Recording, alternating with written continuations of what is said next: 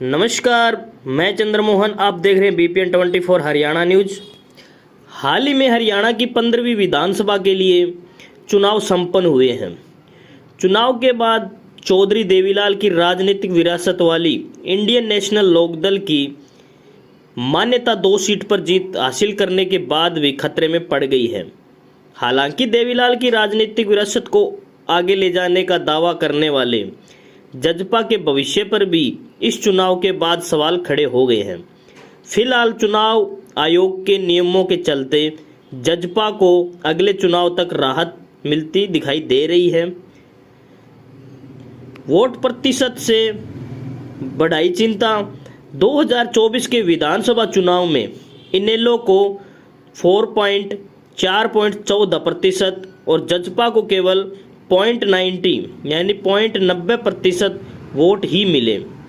वह एक भी सीट पर जीत नहीं दर्ज कर पाई।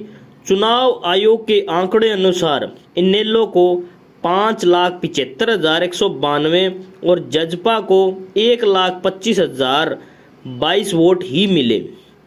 संविधान के जानकार और हरियाणा विधानसभा से स्पेशल सचिव के पद से सेवानिवृत्त रामनारायण यादव की माने तो इस खराब प्रदर्शन के बाद इनेलो का हरियाणा में मान्यता प्राप्त क्षेत्रीय दल का दर्जा खतरे में है। चूंकि इनेलो लगातार 2 लोकसभा और विधानसभा चुनाव में न्यूनतम सीटें और वोट प्रतिशत हासिल करने में विफल रही। इनेलो को 1998 के लोकसभा चुनाव में 4 सीटें जीतने के बाद क्षेत्रीय दल का दर्जा प्राप्त हुआ था। 2024 के लोकसभा चुनाव में इनेलो का वोट शेयर केवल 1.74% रहा। वही जजपा ने 2019 के हरियाणा विधानसभा चुनाव में 10 सीटें जीतकर और लगभग 15% वोट शेयर लेकर क्षेत्रीय दल का दर्जा हासिल किया। चुनाव आयोग के नियमों के अनुसार जजपा का दर्जा अगले चुनाव तक सुरक्षित रहेगा, क्योंकि इसे 2019 में पर्याप्त वोट और सीटें प्राप्त हुई थी। ये है कानूनी प्रावधान। श्री रामनारायण यादव ने बताया कि चुनाव चिन्ह यानी आरक्षण एवं आवंटन आदेश 1968 के अनुसार किसी भी राजनीतिक दल को क्षेत्रीय दल के रूप में मान्यता प्राप्त करने के लिए विधानसभा चुनाव में कम से कम 6% वोट और 2 सीटें जीतनी अनिवार्य है। इसके अलावा यदि कोई पार्टी लोकसभा चुनाव में 6% वोट और 1 सीट जीतती है या 8% वैध वोट हासिल करती है तो भी उसे क्षेत्रीय दल का दर्जा मिल सकता है।